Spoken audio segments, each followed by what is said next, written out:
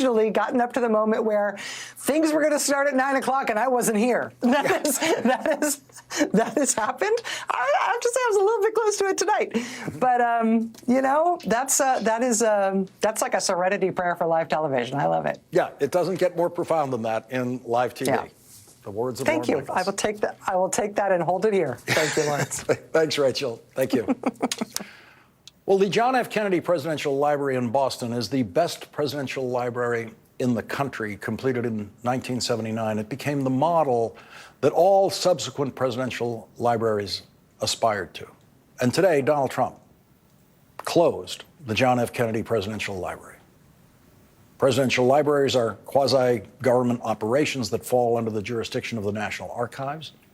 The John F. Kennedy Library has federal employees.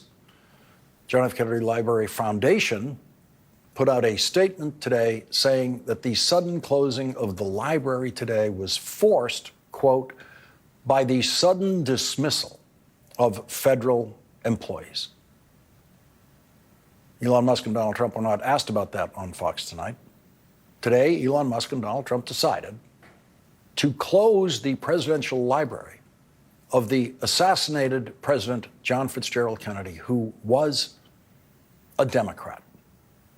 The Nixon Library was open all day today in Yorba Linda, California. Richard Nixon is the only president who was forced to resign the presidency when he was facing accusations of criminal misconduct in the Oval Office, crimes committed in the Oval Office that would have gotten him impeached and removed from office and possibly prosecuted and convicted of federal crimes. A month after the criminally corrupt Richard Nixon resigned the presidency, his vice president, who became president, Republican Gerald Ford, pardoned Richard Nixon. And today, the only criminally pardoned president of the United States continued to be memorialized all day by his presidential library, which Donald Trump did not close down. The Reagan Library in California also stayed open today. Ronald Reagan was a two-term Republican president.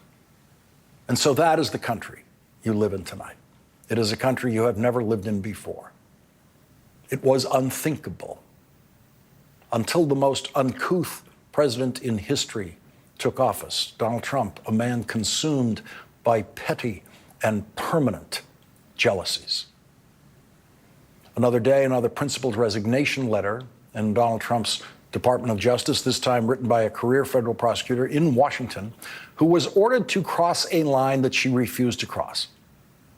The chief of the criminal division of the U.S. Attorney's Office in Washington, D.C., Denise Chung, resigned today after refusing to lie about an investigation and put that lie in writing so that the Trump Justice Department could illegally, in her view, seize banking records.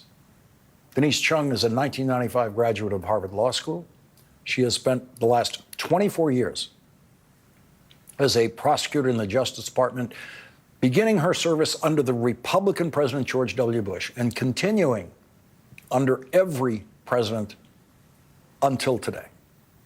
Like the principled resignation letter written last week by the acting U.S. Attorney in Manhattan, Danielle Sassoon, today's resignation letter specifies exactly how far the Trump team in the Justice Department tried to push Denise Chung. In her letter, she wrote, "When I explained that the quantum of evidence did not support that action, you stated that you believed that there was sufficient evidence. You also accused me of wasting 5 hours of the day doing nothing except trying to get what the FBI and I wanted, but not what you wanted. As I shared with you at this juncture, based upon the evidence I have reviewed, I still do not believe that there is sufficient evidence to issue the letter you described, including sufficient evidence to tell the bank that there is probable cause to seize the particular accounts identified. Because I believed that I lacked the legal authority to issue such a letter, I told you that I would not do so. You then asked for my resignation.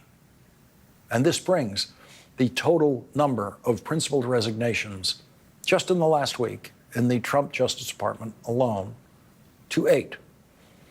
Also today, Federal Judge Tanya Chutkan considered new claims by the Trump administration that Elon Musk is not the head of the Department of Government Efficiency, as Donald Trump has repeatedly said that he is. In considering motions in a lawsuit against Elon Musk and the Trump administration to prevent them from arbitrarily shutting off funding and shutting down agencies created by Congress, Judge Tanya Chutkan said the case has strong merits, adding, plaintiffs legitimately call into question what appears to be the unchecked authority of an unelected individual and an entity that was not created by Congress and over which it has no oversight. The judge considered an affidavit presented under oath by the Trump administration claiming that Elon Musk has no role at all in the so-called Department of Government Efficiency. Judge Chutkan said, referring to that affidavit, quote, defense counsel is reminded of their duty to make truthful representations to the court. That is something judges say only when they think the lawyers are not being truthful. Judge Chutkan refused to grant the plaintiff's emergency injunction, shutting down the activities of the so-called Department of Government Efficiency at this particular stage of the case. The case remains open for the plaintiffs to provide sufficient evidence to the judge to merit that injunction that they are seeking. Leading off our discussion tonight is Andrew Weissman, former FBI General Counsel and former Chief of the Criminal Division in the Eastern District of New York. He's also an MSNBC legal analyst. And Andrew, I want to begin on the latest principled resignation in the Justice Department and how this has now become, from the start, it was something we haven't seen before. It had